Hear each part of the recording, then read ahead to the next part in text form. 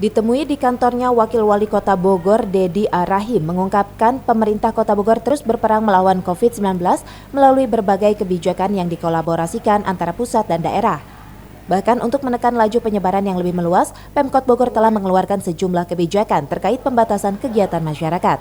Pembatasan tersebut diantaranya terkait dengan PPKM, jam operasional sektor usaha, mobilitas warga, ganjil genap, bahkan hingga kepada rasio aktivitas pekerja kantoran yang dibatasi hingga 25% bekerja di kantor dan 75% di rumah yang dilakukan secara bergantian.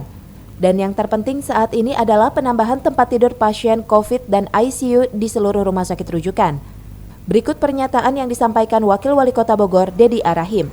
Kalau untuk skor kita masih di 1.91, masih di zona orange, tetapi beberapa skor yang ada di tingkatan RT dan RW masuk kategori zona merah. Tetapi secara keseluruhan skor Kota Bogor masih berada di zona risiko sedang atau orange.